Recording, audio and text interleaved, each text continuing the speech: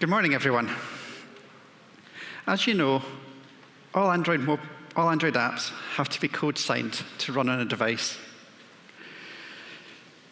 This is either performed directly by you, the developer, or through Play app signing. Despite every app needing to be code-signed, I've found that the processes around the signing are increasingly abstracted away from the developer. This has resulted in code signing becoming shrouded in mystery. I'm Neal, Director of Product Management at Pace Anti-Piracy, and a long-time Android developer.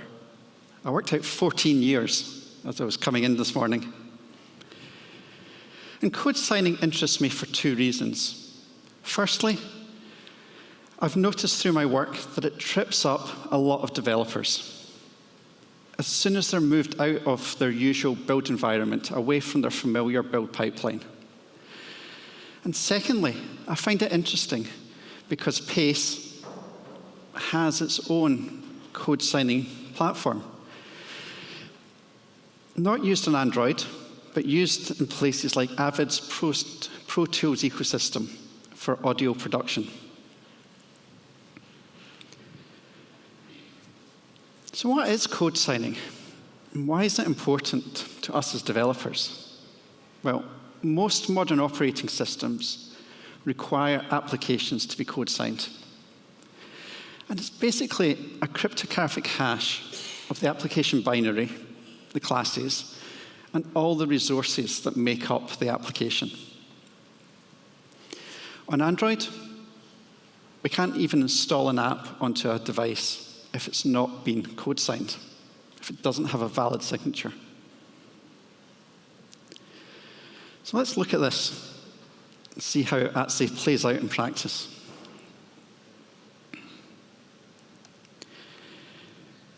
So I need to...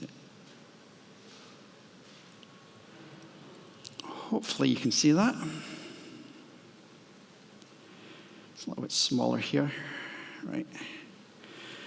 So down the bottom, I have an APK. This is an unsigned application. If I try and install it on a phone or into the emulator, the behavior is the same. Nothing happens. It just ignores it. If I use ADB, we get a bit more information. I don't know if that's too small. Let's make it a bit bigger. So it's telling us it's failing to install because there's no certificates. We'd expect that. It's not been signed.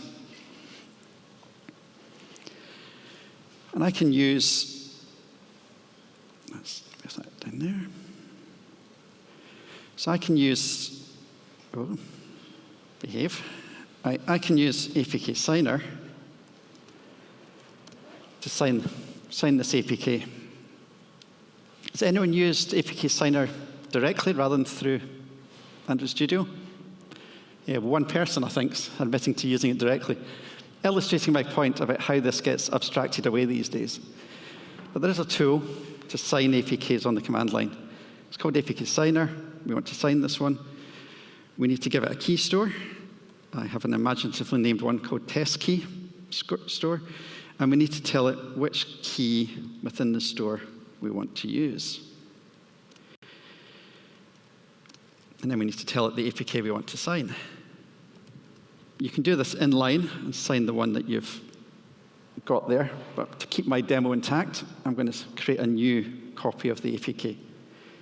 And the key store needs a password. And it's signed. And you can see down the bottom, we now have a signed APK that if I install, just to prove the drag and drop does work, if I install it, you can see in the middle there, we now have a nice Pace icon on an application that previously wouldn't install. Now it's been signed. It installs. So we'll get rid of that.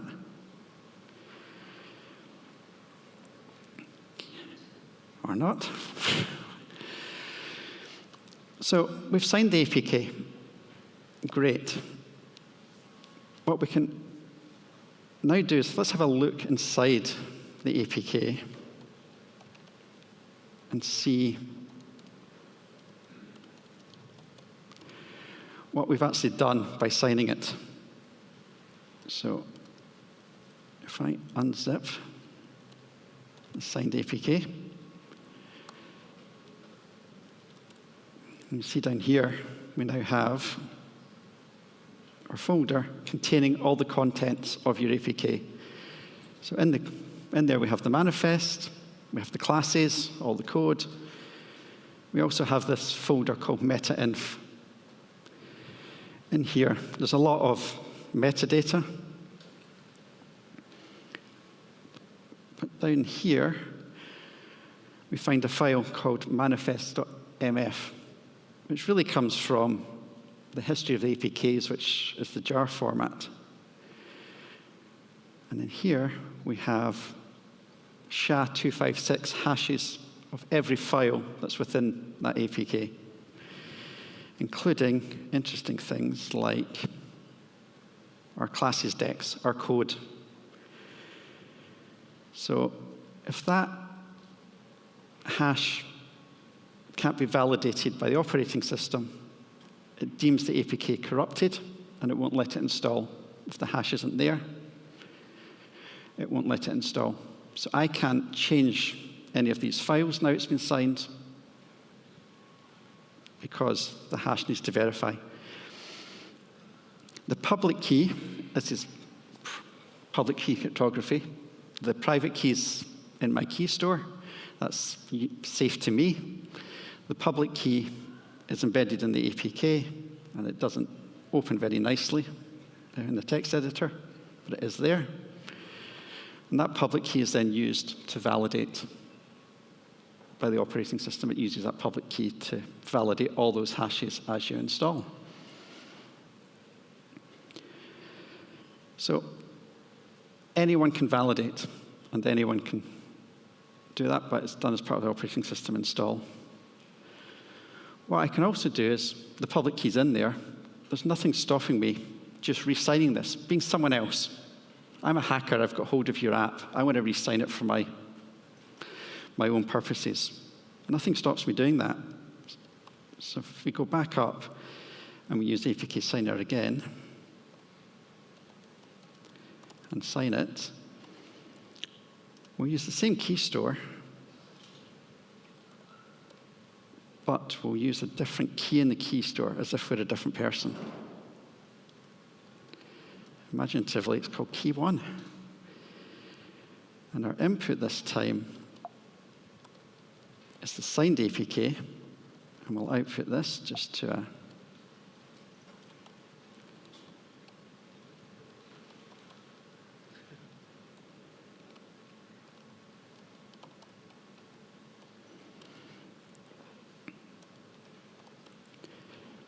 we now have, if we come up here,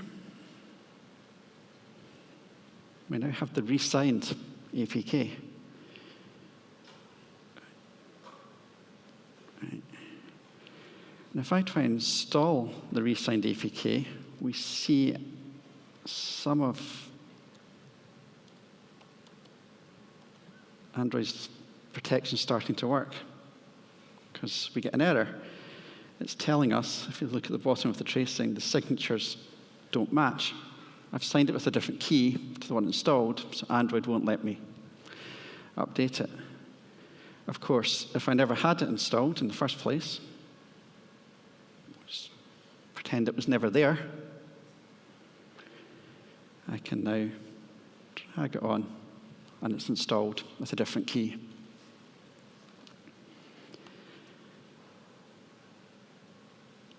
Right, cool. So what's the point of all this? Why do we go to the effort of signing the apps? Well, I think as we just shown, the signature identifies the last person to modify the app. Normally that's the developer, but in many large organizations, development and release are split into different teams. So it's not always the developer working on it, it could be someone in the release team. But equally, this could just be someone that's trying to hack the app and get it running, kind of after making modifications or changes to it. So really what the signing is there to do is to imply ownership of the app as it's being installed. It's really a case of responsibility falling on the last person to touch it. They're responsible.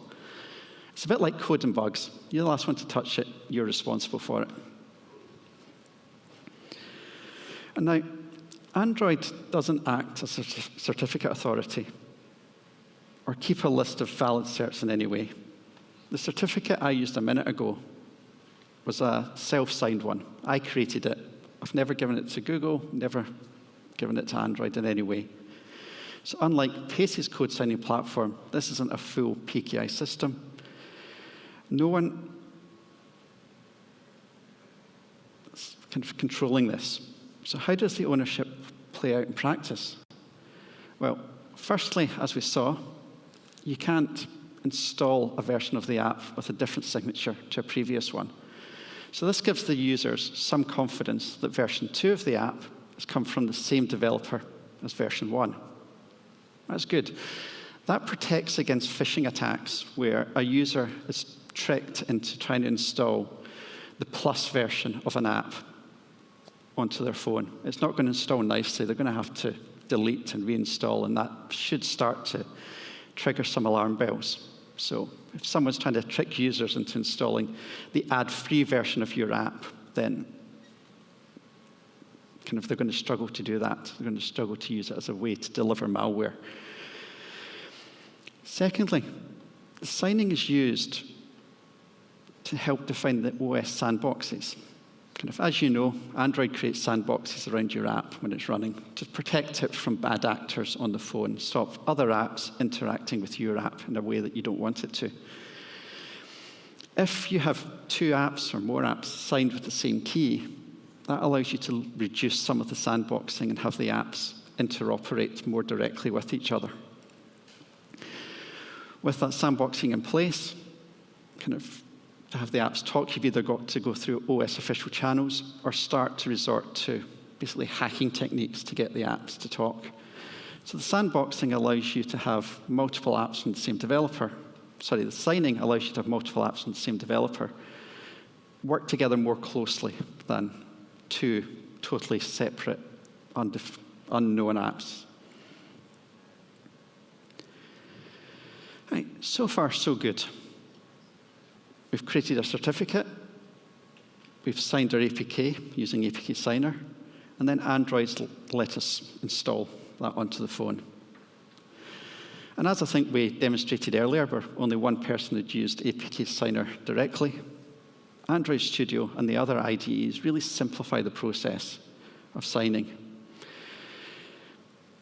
Either they do it quietly when we're pushing builds to a phone for testing and debugging purposes. Just quietly signed and put on the phone without you even really knowing about it. And even when you want to explicitly create a signed APK, there's a nice option from the menu to do that. You don't have to resort to trying to remember your password of the key store and all the commands to do all that. So nice and simple, except you've probably noticed 2 flaws with this plan. First, we don't give Google APKs anymore. We upload app bundles, AABs. Secondly, there's this thing called Play App Signing. So I'm going to ignore the app bundle compilation now. We'll come back to that in a second. But let's look at this classic flow, the developer signing. We understand it now. As a developer, you sign the app, you upload it to Google, Google downloads it to the users. Job done. Happy user. Play signing, play app signing is slightly more complicated because Google re-signs the app before it's downloaded to the end user. And remember we saw how easy it was to re-sign the APK. Doesn't matter if it's been signed before or not. Anyone can re-sign it. So what the user gets isn't signed by your certificate. It's signed by a certificate Google manages. And 90% of the time, that's a certificate Google has also created for you. In this model, the key that you signed as a developer, it's effectively renamed as an upload key. It's used by Google to validate kind of you're the same developer giving it APKs. And what's fun is, while we're now calling it an upload key, it's actually still a valid certificate. You can install this APK on the phone for your testing and your debugging. My experience is a lot of developers don't realize that this place signing is even happening. It's happening in the background quietly by Google. And I've seen that cause problems where people rely on their certificates. And in fairness, the developer console is now much better than it used to be at making you aware your choices and what's going on. There was a spell where Play was quietly forcing any new apps to use Play signing. And it didn't make it very obvious that was going on. Thankfully, we now have screens like this that make it very clear what your choices are and what options you're taking. And having Google manage your certificates is generally a good thing. You're not going to forget passwords or have key developer leaves the team and someone else comes in and can't get access to those certificates. And if it's all managed nicely as part of your developer account, and that's generally a good thing. But if you're relying on that certificate for anything, then you're going to need to be aware that it's being re-signed. Typical dependencies, typical reasons to rely on it are security related. You want to make sure someone's not re-signing your app. You want to validate the integrity of your package. So thankfully, Google does give you the details of the certificate it's using. So if you are going to rely on that within your app, you can get all the details you need to validate your own certificates. And what about app bundles? What about AABs? It's kind of where we started this thread. Well, AABs are a bundle of assets that allow Google to create the APK. So we can create the APKs. What we also need is to sign those APKs so they can be installed onto a phone. Hopefully self-explanatory, but with Play signing, Google can sign those APKs. So you give it the app bundle with everything you need to create an application. Google has the signature to sign the APK it creates. We're all good. Basically, Play app signing allows AABs to work. It's kind of part of the infrastructure that allows AABs to be turned into APKs and downloaded onto the phone. All right, I've spent a lot of time working with developers building secure mobile apps. And a phrase I hear a lot is, my code is signed. I'm secure. I'm safe. Sorry, no. As I showed, anyone can re-sign your code. And code signing is there to protect the ecosystem. It's there to protect Android, not your code or you as developers. Platforms implement code signing for their own purposes, not for your purposes as developers. And when we look at that, just very quickly, if we look at the APK we just signed with a hacking tool that decompiles APKs, so the one we signed, I need to stop. There we go. So opening up that signed APK, in here we can see all the source code. We've minified it with R8, but still, if we wanted to very quickly search for something secret that we maybe wouldn't want to be revealed, like an API key, bang. There we go. Very quickly, we've found a secret within the code. It's related to usernames, passwords. There's an API key. There's even a URL for a login. So we're finding things in the app that would allow us to then talk to and attack the back end. And this is a signed app, so the code signing is not protecting our code. So what we need to do is go beyond code signing. And if you have anything sensitive within your code, then you should go beyond code signing and protect it yourself.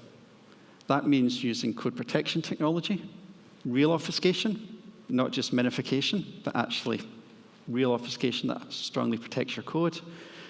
Runtime checks to validate the device your app's running on is a real device that's not been compromised. And binary integrity checking, actually self-checking our code to make sure that someone's not modified or manipulated it or using it out of context. And there's a few companies on the show floor downstairs that do this well. And if you want to go further, we highly recommend at Pace that you use white box cryptography. We have a lot of expertise in Pace at white box technology, because white box provides beyond obfuscation protection. It provides targeted protection of critical algorithms, stopping reverse engineering, and the secrets within those algorithms, cryptographic keys, other data that we wouldn't want to be exposed. So there we have it. A lightning overview of code signing within the Android ecosystem. And remember, it's always happening, but it can be, and often is, hidden from the developer. And also remember, it's there to protect Android, the ecosystem your app's running in. It's not there to protect your code or your application. To do that, we need to use advanced code protection and make sure that we really protect that code. If you want to discuss further, please come down to the Pace stand. We're downstairs near the coffee. Happy to discuss signing, code protection, or why trick-or-treating is wrong and we should really be going guising. Thank you.